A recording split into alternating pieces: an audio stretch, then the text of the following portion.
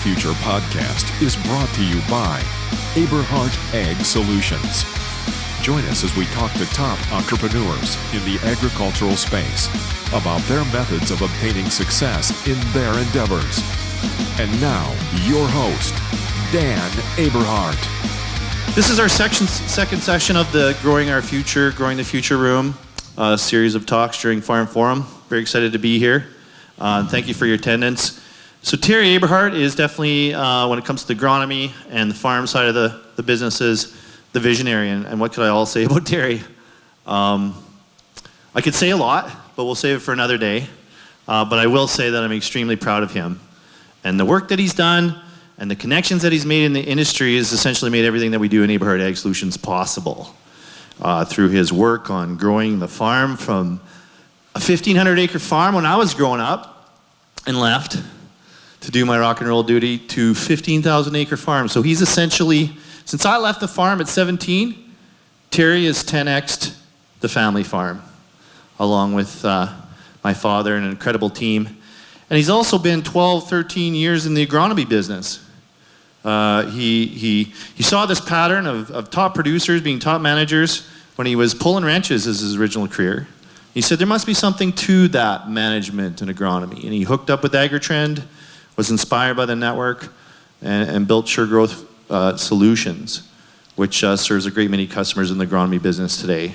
Terry and his Tyler family went over to Laos to provide clothing to children that are in orphanages over there, and it was a life-changing experience. Elston and Terry talk about it in the latest podcast. But Terry is going to lay down his vision of where things are going. I can't remember the title of his presentation, but I'm sure it'll be self-evident. So Terry's going to lay down some information about precision agriculture and agronomy and where he sees things going. So take it away, Terry. Give a big round of applause for Terry. Thank you. Thanks for leaving me some time to make my presentation there, Dan, and for the kind words. So somehow, miraculously, the presentation seems to be working now that we've been working on for the last 50 minutes. So excited to be here. I was in Fredericton yesterday. I wasn't sure I was going to make it back, and that would have been a little bit stressful, but I'm really excited to be here, and I think even my mom's here to watch my presentation, which is the first time ever for me, so hopefully I impress my mom. But anyways, hope you enjoy it. So this is, I just always like to start off with a picture of our family. That's something that's pretty important to me, and recently, last year, we didn't normally start off with 6 kids. We just had 3 because that's kind of was pretty cool, but for various different reasons, we brought on another 3 children into our family, and that's been really cool. We didn't have quite enough excitement with just the 3 older ones. So yeah, I'm own and operate Aberhart Farms with the family and my mom and dad, a 15,000 acre grain farm. Started Sure Growth Solutions about 13 years ago now, working with some amazing people like Elston and Rob and Warren and a great group there. And then that kind of led into starting Aberhart Ag Solutions with brother Dan and dad, and now the Growing the Future podcast. So that's been a lot of fun too, and just kind of a way for us to kind of give back to the ag community and have some fun and just basically talk to people that we want to talk to. So that's kind of cool. So today really is about just kind of sharing a bit of knowledge and experience, I guess, over the past few years. And luckily, because of the people that I've been involved with, over the past 12 years or so, I've been able to travel to about 10 different countries, learning about agriculture. That's one of my passions, and I really like this quote. So I'm just hoping to share some of that with you guys today and keep you awake before lunch. So what is precision agriculture? I sold this slide from Warren a few years ago, and this is probably the description that I like initially the most. Is precision farming is generally defined as doing the right practice at the right location and the right intensity. And I think most people think about precision agriculture as just being something that's new, but the reality is it's been around for a long time, and this guy has been a real inspiration to me. Les Henry, I'm sure most of you know him, and he was doing some of this type of work way back in the 60s already, which is 50, 60 years ago, which is kind of crazy to think about. And this is some of the stuff that they found when they started. This is when first soil testing chemical labs kind of came into play, and they went out and they started soil testing all over the place and seeing, you know, this great variability in what was out there in the soil. And you can see this was from 1966, a little while ago, a little bit before they had the equipment to know how to manage this. And for Les, really, it was about the soil and the topography and the eroded knolls and the lower land and all that stuff, which we all know a fair bit about if you're working with these kind of things. And when they would go out and soil test those areas, they see the great difference in nutrients based on what the crop was producing in those different areas. So those eroded knolls were lower amounts of phosphorus because they probably were moving more than what was there, and in the low slopes there was accumulation of certain nutrients, and so huge amount of variability. And it was a long time before we kind of started developing the tools and the equipment to do it with. And so really, this is the things that drive most of the variability in precision agriculture and our variable rate programs. And one of the things I did realize in traveling all over the world, that we farm in one of the most variable areas on the planet, in the middle of pothole Saskatchewan. And so it's been a pretty fun training ground for precision ag. And there's a lot of different values and benefits and different things that we can think about when we think about precision ag. And it means something different for everybody. Someone's gonna owe me a beer later at Ag Rocks, so that's good. And really, I think for me, the coolest part was being part of the AgriTrend network back in the day. It's an amazing group of people. The best kind of culture and passion for agriculture that I've ever experienced in my career, and met a lot of amazing people. Some of them are in the room here today. And we had a lot of fun doing a lot of crazy things. So some of this stuff is, you know, the knowledge that we kind of learned from working with that team. And I guess in all honesty, everything that we've ever done in our career was not ever done by myself. It was usually done by somebody else, and I just got to talk about it. So that's the fun part. So at the end of the day, when we looked at all the work that we've done in the past, working with that group, and Warren Bills, I think, is in the room, did a lot of the work compiling this together, is looked at 7 years worth of trials and about 500,000 acres, 73 coaches, 150 farms, and on average we've seen about a $35 an acre net return. And this is very similar to what we hear from guys like Mo Russell out of the States. And generally speaking, we've seen about $7 an acre from, you know, improving the management of your input, and about $28 an acre from the grain. And so when we first started working with precision ag, this is kind of what was going on in the industry. I think there was a lot of like my way or the highway mentality of the industry.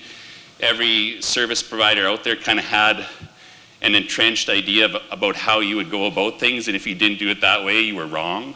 And there was a lot of confusion about what was right or wrong. And so some of the questions that we had was, you know, what are the long-term effects on the soil and the field?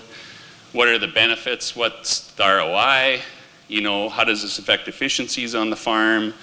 How does this affect environment and sustainability, and what's the value? And I think one thing that we learned that I like to apply or think about lots now is the 80-20 rule. Nothing's perfect, and so usually the 80% of the value is in the first 20%. So we stopped trying to get it perfect, because we're never gonna get it perfect.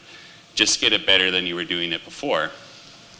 And so this is just a couple of the experiments that we ran in the early days and the questions that we wanted to answer. So you can do variable rate, but if you do it over multiple years, what changes? You know, if you save a bunch in fertilizer, that's great, but in 10 years, are you gonna be 50% lower production because you mined the soil, or what's going on? So we took one of the first fields on the farm that we put into variable rate, it was an average. We've tracked all of our yields and those kind of things for quite a while. So this was an average yielding field on the farm. And the first year that we put it into variable rate, we took standard samples and compared what we would have done there. And simply all we did is we compared it to the average. So the first year we saved $18 of fertilizer, and it yielded 54 bushels, and that was the best yielding canola crop on the farm. So maybe that was coincidence. So next year we look at it again. We're still saving a significant amount of fertilizer. Fertilizer prices were really high that year. Getting that benefit from utilizing that extra fertilizer in the low areas. and it was in the top 5%. Same thing with 2010, and then 2011, again, it was the top yield on the farm. So we just wanted to prove that we were either maintaining or improving the yield going forward. If we started losing yield, then we know that's not the way we want to go. And so then we looked at the yield actual response in each zone before it went into variable rate as the red bars. And you can see the lower areas or the poor performing areas, there was a high variance in yield. But as we started implementing some of those precision techniques, we started to improve that. And one of the hugest issues we deal with is soil salinity in Western Canada. And simply by not adding more salt or adding to the problem, we're seeing that we start improving those low areas. So that's ultimate precision outcome, when you can do less and get more. I love those kind of things all day long. And really what we're trying to do is just move the variability of the field into a tighter area. And a lot of times people talk about, well, hey, that poor area you can't really make any better. But if you also have the best areas of the field already yielding 100 bushels, you can probably get more out of that too, but how much more? Because it's already doing really well. So those are some of the things that we're trying to answer. And then we also just wanted to look at, okay, well, that was one example, just what was happening in the field. But let's just compare this to like a flat rate example over the long term as well. So we took this block of land that was around the home base that was always been farmed the same way and generally yielded the same way. And we left one of the fields, 25, in just a flat rate standard practice and put the rest into precision. And this is what we started to see. Initially, there was very little yield response. The yield response is in the blue. But we had quite a bit of savings in fertilizer. And this is typically kind of the trend that we see is there's usually an accumulation of nutrients in certain areas. We get that advantage the first couple of years and reallocate it. And the green bar is the net return, taking the yield and the savings of fertilizer. Forward to the next year, that was a little bit higher yield response now, a little less savings in fertilizer, but the net return is higher. And then in the third year, this is a canola year, we actually spent a little bit more on fertilizer by trying to allocate it into those areas that needed more, lower phosphorus and those kind of things. But we got an 8 bushel response, and that was canola, so it looks really good. So on average, the numbers look really good. I wouldn't say you should expect this in every case, but these were the numbers that we saw over that trial there.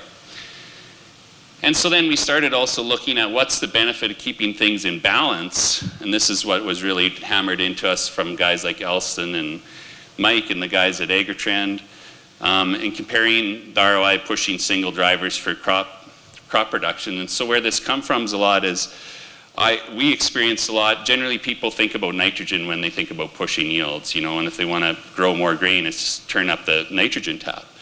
And so we decided to set up a trial where we were actually looking at the response of plant growth regulators. So we did variable rate application and then various different nitrogen applications and increasing rates, and quite aggressive rates at the time.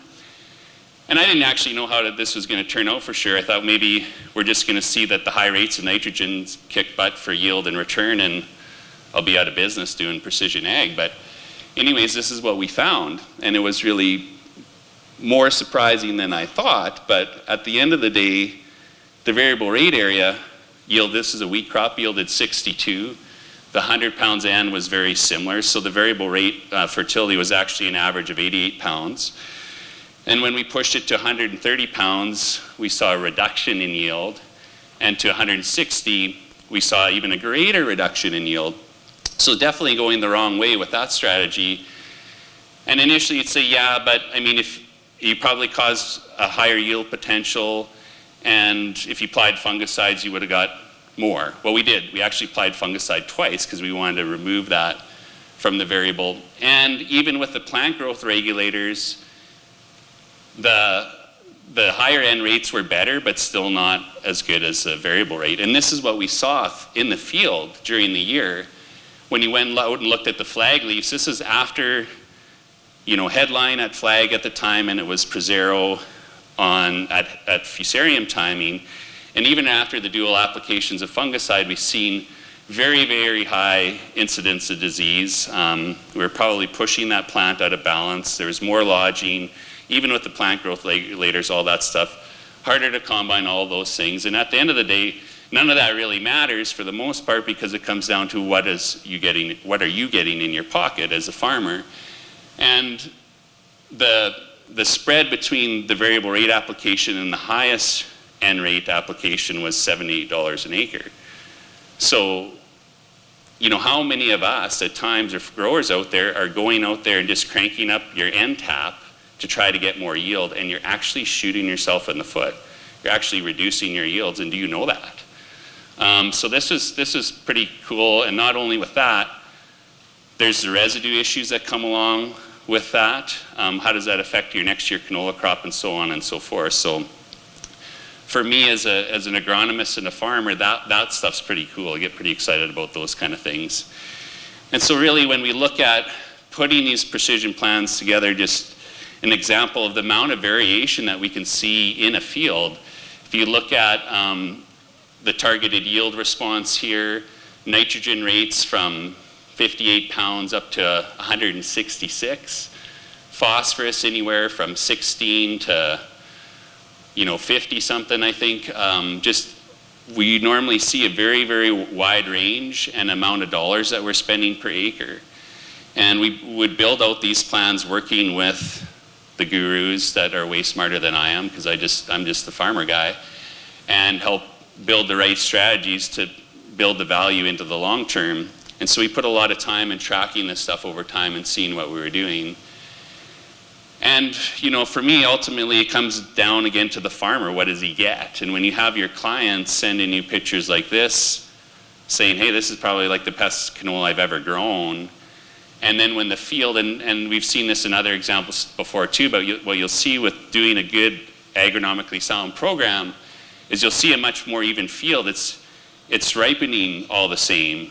And it's pretty mind-blowing when you have anywhere from 30 to 130 pounds of N on that field, but now it's ripening the same. And some of the first guys we worked with, initially when we got into doing the first years, like doing the farm half and half, they would say, well, the canola on the flat rate seems a lot heavier with the swather, and it's heavier in the low spots, and I'm not sure what it's gonna look like. But when the yield came in, the fields that were variable rate and more even, less vegetation, there was more in the grain. And so that was pretty cool too.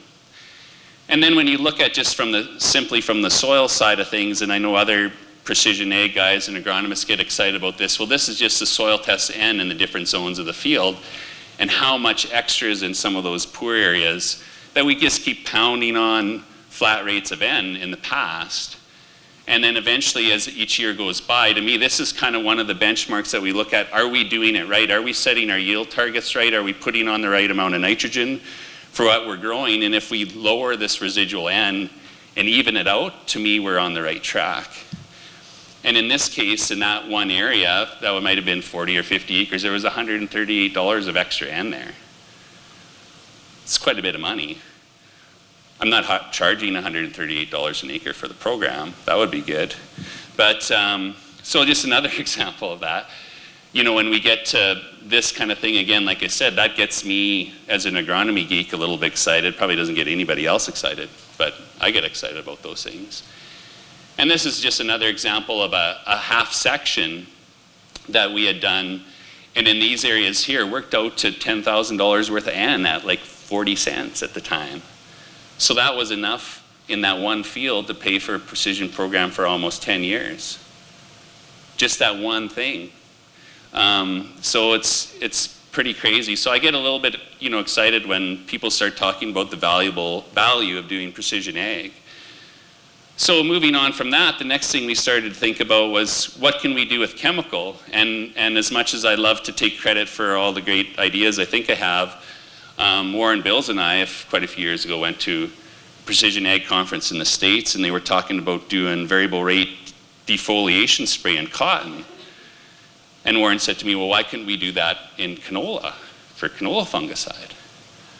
And I was like, oh, yeah, I think we could. And so this is what we started doing. We started taking high resolution images and not spraying fungicide where the crop is poor. And we've got oodles and oodles of trials that we did with this, but simply one simple way to do precision trials is to do flat rates across the field and see how they respond in each area. It's actually the simplest way to start learning about some of those things. And so that's what we did here in this particular example. And we proved that the red areas were, average 25 bushels an acre. There was zero response. There was zero response where the crop is thin. Sclerotinia is a disease that's related to the density of the canopy and how much moisture is in that canopy and the petals getting stuck in the plants, right? And in the green areas and the yellow areas that were higher vegetation, we saw good responses, 6 bushels an acre. And this is a challenge that we see in our area. If we look at the average of the field, we're probably 3 or 4 bushel response, which is kind of a wash. So it's like, do we do it or do we not, or do we go to the lake or whatever? I don't know. But when we started just spraying the best parts of the field, we got that kind of response every year, even on the dry years. It was pretty incredible. And so, and I remember even in the middle of this, we had a meeting with Bayer, and they came out to the farm, and they were kind of like, well, you can't do that because, you got to stick to labels and label rates, and we weren't changing the rate, we were just shutting it off. And then it was a couple of years later after Warren went on to work with Bayer and commercialize this program, which is really awesome. Went to a meeting in Banff, and they're like, hey, yeah, remember when you're at your farm? I'm like, yeah, you told me we couldn't do this. And so now a whole bunch of people that are way smarter than me, and trials replicated all across the country showed the same kind of thing, right? High vegetation areas are going to have a great response. Low vegetation areas don't bother. And so that's really cool. And I think at the end of the day, for me, precision ag is really about putting stuff on where you have a higher chance of getting a good return, right? And where that risk is high, maybe you don't bother. So I think, sometimes when we look at adapting new technology, we don't always get it right. And sometimes we make a few mistakes along the way. But at the end of the day, you need data, and you need to have somewhere to start. I mean, you don't go to run a 100-meter race and just go to the Olympics and see who runs the fastest across the finish line, right? You got to know what your time is so you know how to get better. And so this is an incredible value and tool once you can start, whether it's managing what's going on in your soil over the long term or weather patterns, all those kind of things. And I think when we can start using this data to make better decisions, that's where it gets really valuable. And things like working with crop intelligence is really awesome. It's been a really cool thing. I'm going to talk about that a little bit later. And this is another example of doing like a profit map. So now that we have all the data, we have the yield data, we have the agromatic scale data coming back into our Trimble system. So we know exactly what the field yielded. We knew what inputs we applied in each zone. We can figure out the cost of per bushel per zone and all these things. And we can figure out, hey, what areas of the field are making money or not. And this is one of the simplest probably examples of how we've applied precision ag and that kind of information. A field that we were renting in Manitoba, and this was always wet and saline, side hill seeps, and Dad and I were talking about like not renting this field anymore because it was a pain in the butt and we'd get stuck or you'd have to wait to seed it, and it was frustrating. And then I got one of the guys that was working with us to look at, well, let's look at the actual profit maps or profitability, not just at 1 year, let's look at multiple years over the long term. And we looked at 5 years, 5 different crops, 5 different seasons, and we figured out on average we were losing $70 an acre in that red area once we put in all of our rent and our expenses. And we were netting about $50 an acre across the whole field. So what if we just took that poor area out? And so that's what we did. We took it out and we put it into hay. And now they're making like $70, $80 an acre off the hay. And we're just farming the best part. And we're now improved our profitability to $74 an acre. And we're doing less and making more. That's really fun.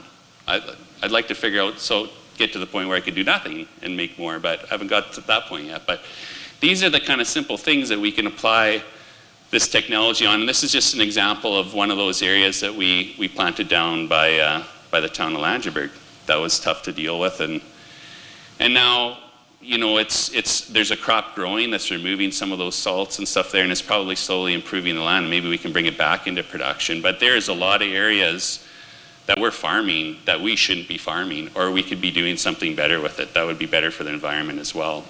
So I love this quote from Steve Jobs, and I think this is the way we need to look at things. You know, innovation is ability to see change as an opportunity, not a threat.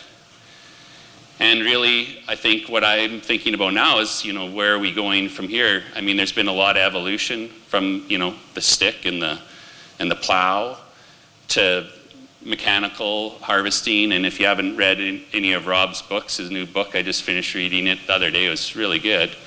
And so now we're really talking about sustainable agriculture, and what does that really mean? There's a lot of hype around that. And what does the farm of the future look like?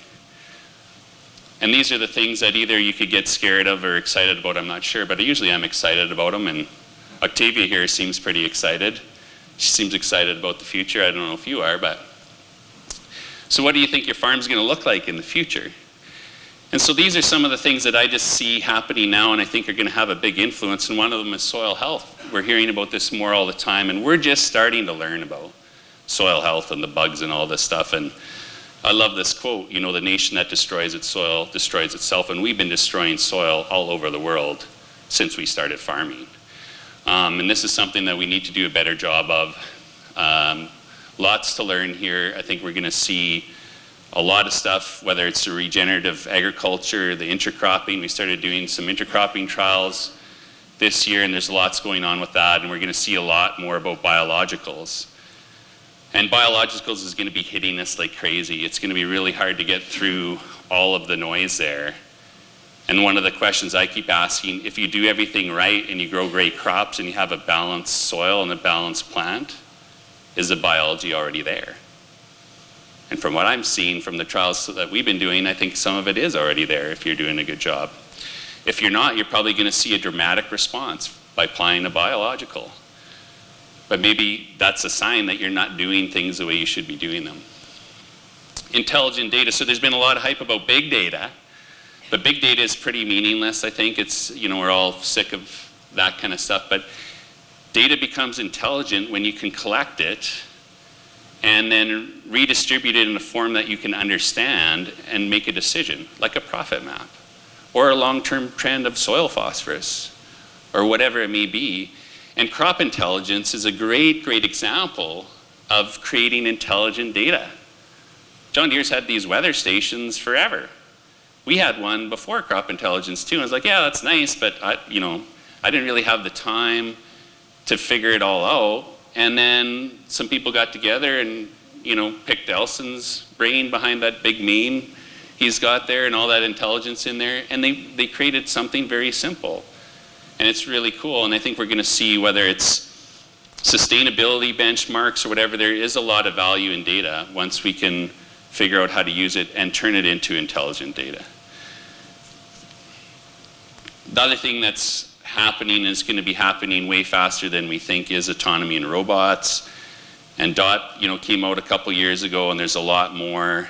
I was just at Agritechnica a couple weeks ago, and there is robots and autonomy stuff all over the place. There's stuff that goes up the side of the mountain and mows the lawn and tills your garden, and it's really cool, and it's going to be coming fast. And there's going to be a lot of things that we can do with this. There's a lot of talk about, you know, using AI and spraying just the weeds, and like, well, why are we worried about spraying? Why don't we just leapfrog it so it just pulls it out or kills it with a laser or whatever it is?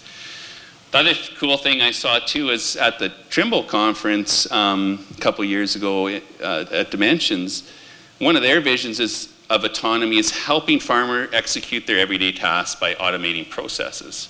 So how do you take the knowledge that's in here and apply it to your team through work orders or screens and controllers and system, and create a closed loop of sharing that knowledge? Because that's one of the problems that we have today, is how do we spread that knowledge across the globe? And that's one of the things that Rob's trying to do with AgVisor Pro, right? How do we extend that knowledge?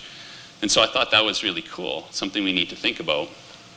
Machine learning, AI, sensors, and IoT and all this stuff, like, this is crazy. And the advancements that are going on is really, it's exciting and scary at the same time. And so there's companies like Intel and Air example where they'll fly your field multiple times throughout the year and show you all kinds of different algorithms of what's changing, where you need to scout, and they're creating some really intelligent interfaces. And the more stuff they do with this kind of thing, the more they learn and the more value they can bring. And it's going to be hitting us very quickly. And there's some huge opportunities here. This is just from our field day this last summer. Elston and Kendall from the crop intelligence team. So this is one of the things that really I found a lot of value in the last few years. And, so you put these probes in your field and you can pull up on your phone every day. What did it rain? What's my yield potential now? It's good, because when this spring was dry again and cold, and most people were pretty dismal. What the crop, we're not going to have good crops and the yield's not going to be there, it's dry, but the probes are telling us, hey, you've got higher than average yield potential. And so we've been split applying N now for a couple years and using this technology to help manage risk and get more out of the crop. And so we went and we put our top dress application on, and we put extra on because, not just because it told us to, but we knew the potential was there and we hoped it was going to rain. I'm kind of a positive guy, like glass half full, and it rained. And we got some of the best yields we ever had. And you can see, throughout the year what's going on, how it's trending to the long-term average. It's really, I don't want to say it's simple, but it is quite simple, just taking a bit of intelligence and displaying it in a way where you can make a decision very quickly. And now we can look at, hey, what did it look like at the end of the year? This is my soil moisture profile going into winter. Maybe next year's going to be pretty good. And we can see based on, hey, if I only have 50% of rainfall next year, I still can grow 50 bushels of canola based on water. I've got to do some other things, right, to get there, but that's not so bad, right? Another thing that I think is kind of cool, and we'll see how it all goes, is Soil Reader. I went to Agritech with them, and so they have a system where they're putting spectral into the soil and can read nitrogen, phosphorus, potassium, EC, bunch of other, about 9 different things in real time. And just the amount of data that we're going to get off of that is pretty mind-blowing. So there's more work to do with this and lots to learn, but there's going to be new technologies that come along that just really change the way that we do things.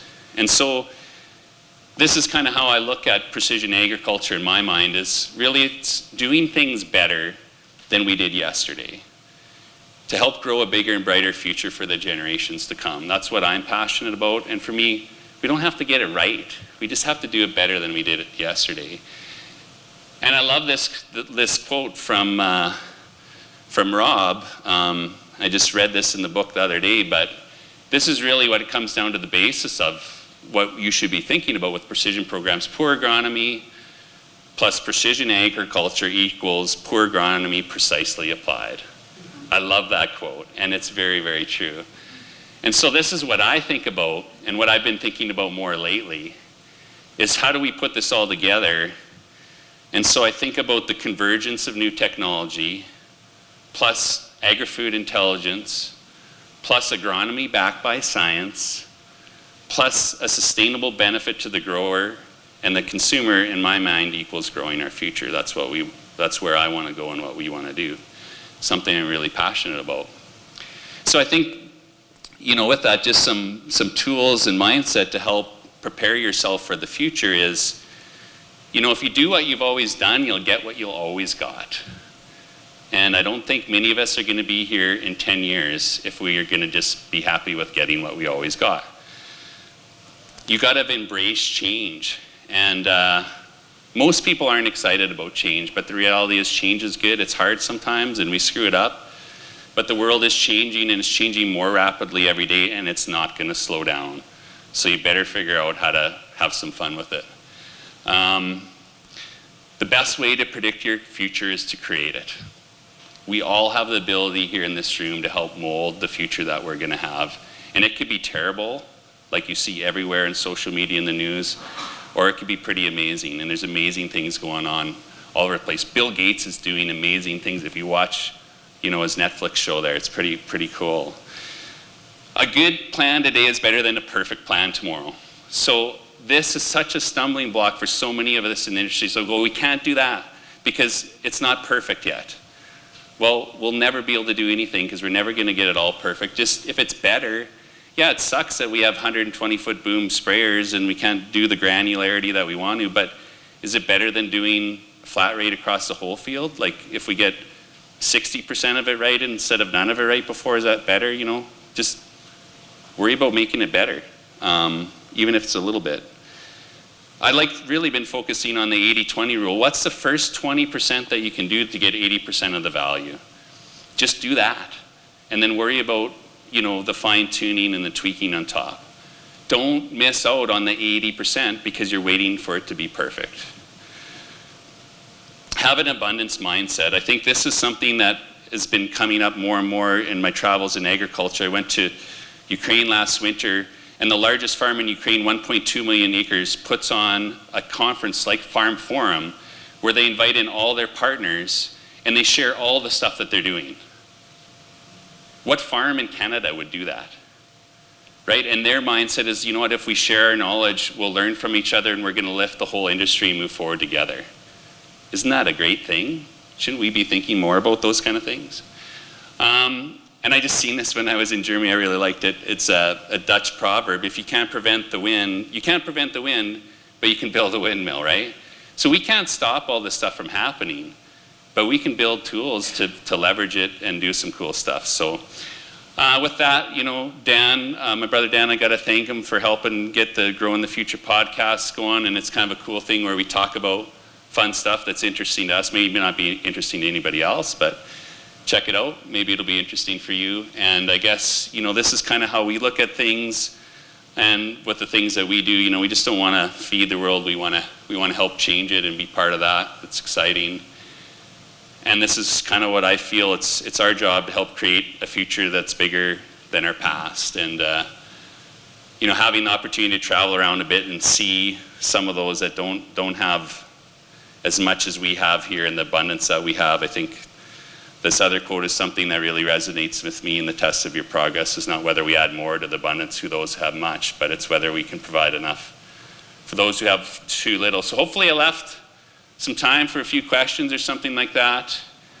Dan took up most of my time at the beginning, so I kind of had to rush through. You know how it is. You're the little brother. That's right. Is there any questions for Terry? Just something to add yet too. I mean, a lot of the people that have helped me and inspired me and coached me along the way are in this room, and I'd like to thank them for the journey. And something that I really love about agriculture is it's always changing and evolving, and if you're getting bored in agriculture, you're really doing something wrong, I think. But anyways, it's been a pretty amazing journey over the past 10, 12 years, and pretty excited about what the next... Are you going to let somebody ask a question? Yeah, I will. You're I just didn't see anybody putting their hands up, so... Okay, somebody ask a question, so we, I guess then Terry will talk more, will be the net result, Yeah. but...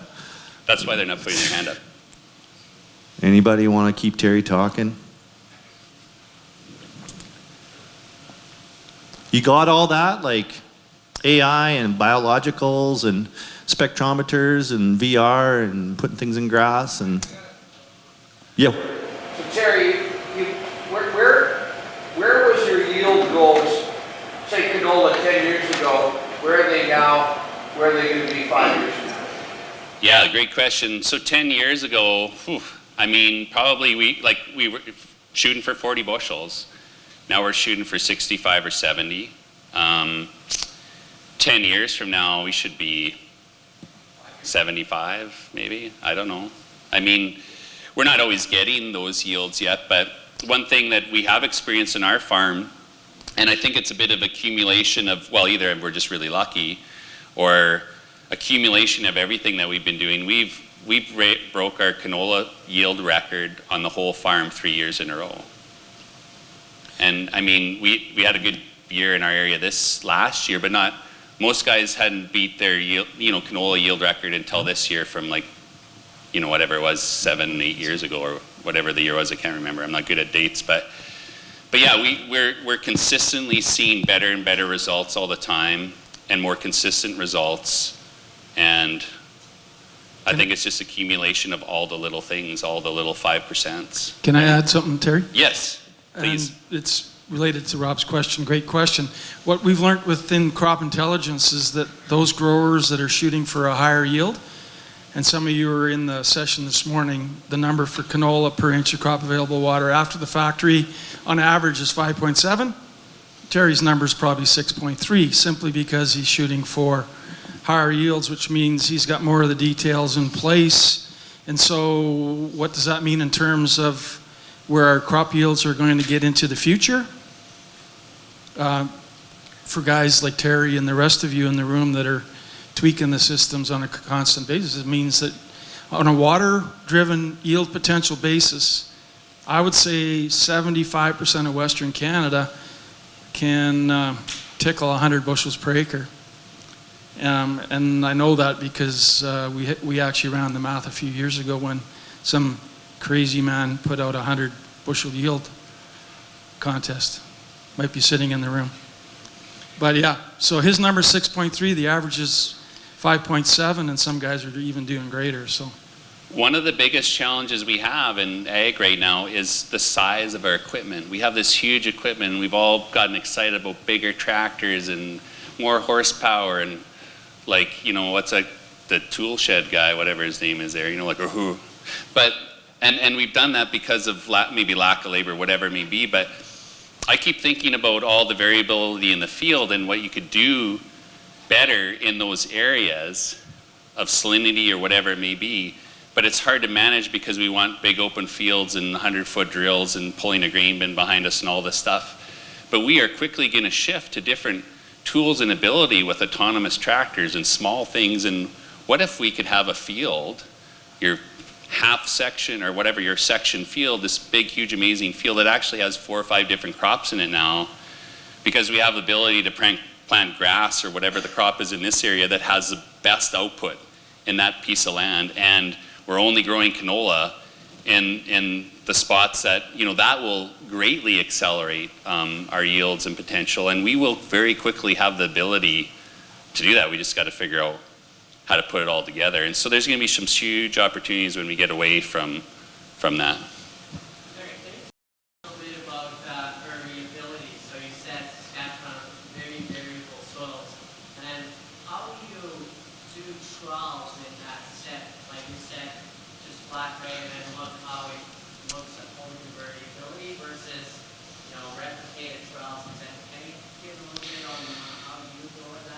Yeah, so it's a challenge. Like, actually, we've been doing DST trials with Bayer and now BASF for 10 years, and we only have like about 3 or 4 fields on our farm where we actually can find a block to put that in, and that, you know, is good. And so first off, usually when we look to set up a trial, we look at all of our maps and our yield maps and where the water is going and all that stuff, and try to pick an area of the field where it's basically in one zone or all the same.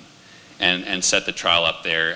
But when you're doing like broad acre stuff, it is probably the simplest to apply flat treatments or rates or whatever across all the zones and then just measure the response. But there's also kind of come to light, it's incredibly frustrating that in today's world of technology, our yield monitors are all basically still crap. Like, I hate to say it, but it's absolutely true. And a lot of guys like Ag Truth Research, if you go look, like they've proven it, right? So what we're doing now is we're setting up these trials like on the full field scale when we go to seed or spray, and then we're looking at the data throughout the year. We're looking at the zone, we're looking at images throughout the year and all these things, and then we basically pick a small plot or various small plots within the whole field where we think we can get the best data, and then we're going and cutting around them and using a weigh scale wagon. And it's actually working incredibly well. Still kind of learning how to tweak that system, but it's a challenge. So I totally didn't answer your question there. I just added probably a whole bunch of other questions. But yeah, you really got to pay attention to what you're doing. And if you're just splitting fields or doing whole strips, I got a presentation we did a couple years ago where we showed just individual strips across the whole field, like it was a variety trial, and there's all kinds of variants, and it was the same crop, same field, same treatment. Just every strip is different based on what amount of soil type or zone you took into that strip. Terry, my question to you is, looking to the future, you've done a lot of travel, you've been to a lot of places. Canola was a game changer in the 70s, pulses were a game changer in the 90s. What's the new game changer for crop supply? Lots of whiskey. No, I don't know. That's a really good question. I think it kind of goes back to what I alluded to earlier. I think we're going to very quickly have the ability to do various things within a field. And that's going to be really hard to deprogram because everyone wants to like drive 2 miles straight and watch Netflix while they're seeding or whatever. Not that anybody actually does that, but yeah, I think we're going to look at, instead of trying to do one thing across the whole field, maybe it's various different varieties and intercrops, and so I think it's not going to be, I don't see one. Well, it's hemp. Hemp is a magical crop in CBD that everyone's thinking going to save the world, but I don't think that's quite going to happen either. But I know it's shocking, but I actually have to cut Terry off. Thank you. Sorry. Big round of applause for Terry. He did an awesome job. Hopefully that has value.